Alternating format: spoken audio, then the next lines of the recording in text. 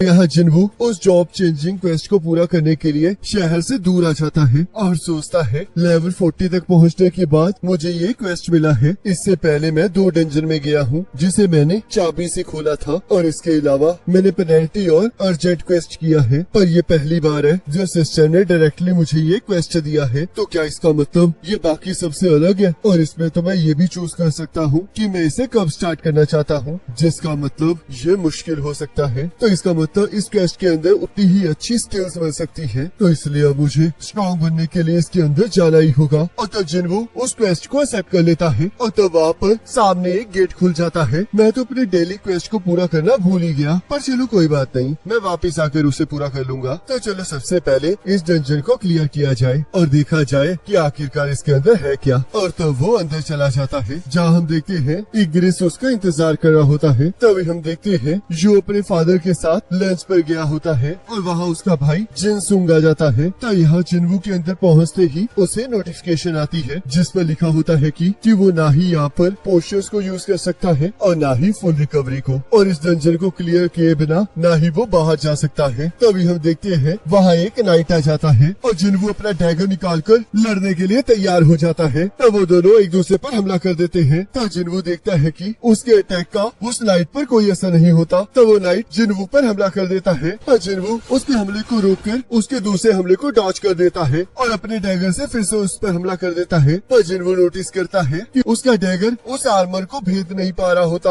और तब उसे सांप के साथ अपनी लड़ाई याद आती है जिसमें उसने उस सांप के आर्मर के मजबूत होने के कारण उसे हाथों से मार डाला था। और जिन्वू यहाँ पर यही करने की कोशिश करने लगता है और हम देखते हैं वो उस लाइट का सिर धड़ से अलग कर देता है। मैंने तो यहाँ पर अपनी फैटल स्ट्राइक वेस्ट कर दी है और अब ना ही मेरी कोई इंजरी और ना ही मेरी कोई मैजिकल पावर रिकवर होगी, पर तुम लोगों को इससे क्या ही फर्क पड़ता है। तो यहाँ हम देखते हैं योकू सोच रहा होता है। तब उसके फादर उसे खाना खाने के लिए कहते हैं और उसके भाई से ऑर्गेनाइजेशन के बारे में पूछते हैं। तब जिनसुंग कहता है मैं उसी काम पर लगा हुआ हूँ, पर S rank Hunter Ming Bing you और चाहे ने मेरा ऑफर डिक्लाइन कर दिया है, पर इससे मेरे प्लान में कोई फर्क नहीं पड़ेगा। हम लोग इस टाइम अलग अलग कंट्रीज के हंटर्स के साथ नेगोशिएट करने की कोशिश कर रहे हैं और मुझे पूरा यकीन है कि अगर हम उन्हें पैसे देंगे तो वो जरूर आएंगे। यो मुझे पता है कि तुम भी कुछ कर रहे हो क्योंकि तुमने बहुत सारे सी रैंक गेट्स को खरीदा है, जिसका मतलब तुम कुछ बड़ा सोच रहे हो। पर ध्यान रखना, अगर ये मजे के लिए है तो ये बिल्कुल सही है, पर अगर तुम मेरे रास्ते में आए तो मैं तुम्हें नहीं छोड़ूंगा। तो यो सोचता है मेरे भाई को नहीं पता कि जिन्वू आखिरकार कितना स्ट्रॉन्ग है और मैं जिन्वू की स्ट्रेंथ से बहुत कुछ हासिल कर सकता हूँ। तब यहाँ देखते हैं जिन्वू अपने हाथों से उन नाइट्स को हरा रहा होता है, पर हम देखते हैं वो कुछ ज्यादा ही होते हैं। तभी एक मॉन्स्टर गायब होकर उस पर हमला करने लगता है, पर जिन्वू बच जाता है और कहता है तो यहाँ पर ऐसे मॉन्स्टर्स भी हैं जो कि स्टेल्थ की पावर को यूज कर सकते हैं और ऊपर से तो यहाँ पर जादूगर भी है जो कि फ्लैश मैजिक यूज कर रहे हैं। आखिरकार ये किस तरह की जगह है? ऐसा लग रहा है कि यहाँ पर मेरी सारी पुरानी बैटल्स दोहराई जा रही है। ये क्वेस्ट तो सच में मैंने जितना सोचा था उससे भी ज्यादा हार्ड है। तो मुझे इन सबको हराने के लिए अपनी अलग अलग एबिलिटीज का यूज करना होगा, जैसे कि मैं नाइट्स को हराने के लिए स्ट्रेंथ का यूज कर सकता हूँ और असैसिन्स को हराने के लिए परसेप्शन का। मैं बिना स्ट्रेंथ के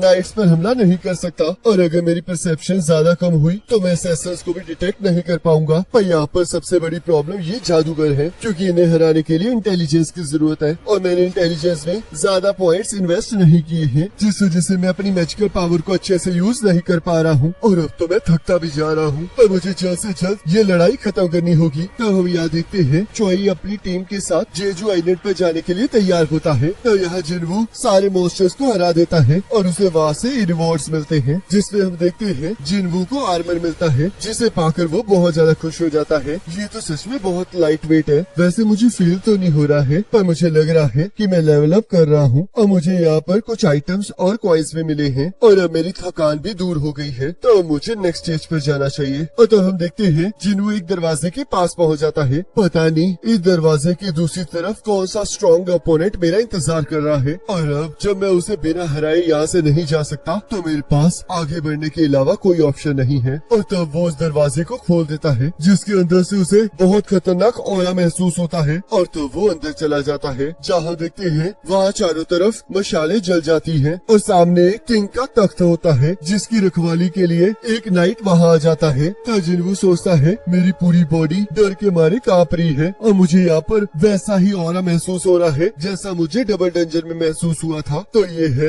night commander Igris the blood red. इसका नाम तो डार्क रेड कलर में है, तो इसका मतलब इसका लेवल मुझसे बहुत ज्यादा है। ये एक नाइट है जो कि खाली तख्त की रखवाली कर रहा है। पता नहीं अब इसके साथ लड़ाई में मेरा क्या हाल होगा। और तब वो दोनों ही लड़ने के लिए तैयार हो जाते हैं और हम देखते हैं इग्रिस बहुत ज्यादा स्पीड से जिन्वू पर हमला कर देता है और जिन्वू उसके हमले से बच जाता है और सोचता है इसने तो पिलर को बड़े आसानी से काट दिया। और तो वो जिन्वू पर हमला करके उसे दूर फेंक देता है और उसके पास पहुंचकर उसके पीछे की दीवार को तोड़ देता है। तो जिन्वू सोचता है ये सिर्फ स्ट्रॉन्ग नहीं है बल्कि बहुत ज्यादा तेज भी है। और तब इग्रिस जिन्वू पर हमला करके फिर से पटक देता है और उस पर फिर से हमला कर देता है। पर हम देखते हैं जिन्वू फिर से उसके हमले से बच जाता है और सोचता है इसने इतना भारी आर्मर पहन रखा है और ये फिर भी इतनी तेजी से मूवमेंट्स कैसे कर पा रहा है। ये तो सच में बहुत ज्यादा स्ट्रॉन्ग है। तो जिन्वू उस पर हमला कर देता है पर हम देखते हैं उसके हमलों का इग्रिस पर कोई असर नहीं हो रहा होता। तब वो देखता है कि उसका डैगर उसके आर्मर को चीर भी नहीं पा रहा होता। और तब इग्रिस अपनी तलवार से जिन्वू पर हमला कर देता है पर जिन्वू अपने डैगर से उसके हमले को रोक देता है और तब इग्रिस जिन्वू को दूर फेंक देता है। तब जिन्वू सोचता है चाहे मैं इसकी स्पीड तक पहुंच गया हूँ पर मैं इसकी पावर का मुकाबला नहीं कर सकता और मेरा डैगर भी इसके आर्मर के आर पार नहीं जा सकता। तो क्या मैं सच में इसे हरा पाऊंगा? ये एनिमी तो मेरी इमेजिनेशन से भी ज्यादा ताकतवर है। वैसे तो मुझे नहीं लगता कि मैं इसे बिना डैगर के हरा पाऊंगा पर मैं इसे बस इसी तरह ही डैमेज दे सकता हूँ। तब हम देखते हैं जिन्वू को खाली हाथ देखकर इग्रिस भी अपनी तलवारों को छोड़ देता है ताकि लड़ाई बराबरी की हो सके। तब यहाँ हंटर एसोसिएशन के प्रेसिडेंट और उनका असिस्टेंट वू देर रात तक काम कर रहे होते हैं और तभी उन्हें हंटर चॉय का फोन आ जाता है। तब प्रेसिडेंट कहते हैं तो क्या तुम लोग जाने के लिए तैयार हो? बिल्कुल, पर सबसे पहले मैं इस बात के लिए थैंक यू कहना चाहूँगा कि आप लोग इसके लिए मान गए। मुझे तो ये मानना ही था क्योंकि तुम बार बार मीडिया के सामने जेजू आइलैंड की बात कर रहे थे तो इसलिए पब्लिक को वो ट्रेजेडी याद आ गई और हमें ये डिसीजन लेना पड़ा। मैं तो बस यहाँ पर बहती गंगा में हाथ धो रहा हूँ। पर क्या वो लोग तुम्हें बाद में इसके लिए ब्लेम नहीं करेंगे क्योंकि तुम खुद ट्रबल को ढूंढ रहे हो? मैं इसके लिए तैयार हूँ पर तुम थोड़ा ध्यान रखना, जेजू आइलैंड सच में बहुत ज्यादा खतरनाक है। मुझे इसके बारे में पता है। हमारा मिशन बस वापस जाकर एक छोटा अटैक करना है ताकि हमें एनिमी की स्ट्रेंथ और साइज के बारे में पता चल सके। वो जेजू आइलैंड की थर्ड बैटल मेरे लिए अभी भी खत्म नहीं हुई है। तभी हम यहाँ देखते हैं इग्रिस जिन्वू पर हमला कर देता है और उसे जोर जोर से पटकने लगता है और तब उसे दीवार में पटककर उसे जोर जोर से मुक्के मारता है। तब जिन्वू उसके हमले से बचकर सोचता है मैं इस टाइम डिफेंस कर रहा था पर मैंने फिर भी वर्टैलिटी के 500 पॉइंट्स खो दिए। शुक्र है मैंने ये आर्मर पहन रखा है क्योंकि अगर मैंने इसका अटैक डायरेक्टली लिया होता तो मैं अब तक मर चुका होता। इसके पास तो बिना तलवार के भी बहुत ज्यादा ताकतवर है। ये तो सच में बहुत ज्यादा ताकतवर है और अगर मैं इसकी स्ट्रेंथ को मैच नहीं कर सकता तो मुझे अपनी स्पीड को इंक्रीज करना होगा। तब जिन्वू अपनी स्किल को यूज करके अपनी स्पीड को बढ़ा देता है और इग्रिस पर हमला करने लगता है पर हम देखते हैं इग्रिस उसके हमले को रोकने में कामयाब हो जाता है। तो जिन्वू अपनी पूरी ताकत से उस पर हमला करने लगता है पर हम देखते हैं वो उसे अभी भी छू नहीं पा रहा होता और तब इग्रिस जिन्वू को लात मारकर उसे दूर फेंक देता है और उस पर दोबारा से हमला करके उसे जमीन पर पटक देता है और हम देखते हैं जिन्वू ने अभी भी हार नहीं मानी होती और वो लगातार इग्रिस पर हमला करने लगता है और उसे एक जोरदार लात मारने में कामयाब हो जाता है। और तभी इग्रिस को गुस्सा आ जाता है और वो जिन्वू को बहुत बुरी तरह मारने लगता है और हम देखते हैं इग्रिस जिन्वू को इधर उधर पटकना भी स्टार्ट कर देता है और एक पल के लिए भी उसे खुद पर हमला करने का टाइम नहीं दे रहा होता। तब जिन्वू जाकर तख्त पर गिर जाता है और उसकी हालत बहुत ज्यादा बुरी होती है। तब इग्रिस जिन्वू के पास चला जाता है और अपनी तलवार को अपने पास बुलाकर जिन्वू के सिर पर हमला कर देता है और जिन्वू अपने हाथों से उसकी तलवार को पकड़ लेता है और कहता है मैं अभी तक हारा नहीं हूँ और उसकी तलवार को दूर फेंककर अपने डैगर से उसकी आंख पर हमला कर देता है जिससे इग्रिस को बहुत ज्यादा दर्द होना स्टार्ट हो जाता है। और जिन्वू इग्रिस को पकड़कर जोर से दीवार में पटक देता है और अपने डैगर को दोबारा से अपने हाथों में बुलाकर उसके गले में मार देता है पर हम देखते हैं वो कट ज्यादा गहरा नहीं होता। तब जिन्वू पूरी तरह से पागल हो जाता है और पूरी जोश से इग्रिस को मारना स्टार्ट कर देता है और अपने डैगर को उसकी गर्दन के आर पार कर देता है जिससे हम देखते हैं वो उसे हराने में कामयाब हो जाता है। तब जिन्वू सोचता है ये सच में बहुत ज्यादा खतरनाक था। मैं तो लकी था कि मैं इसे हरा पाया।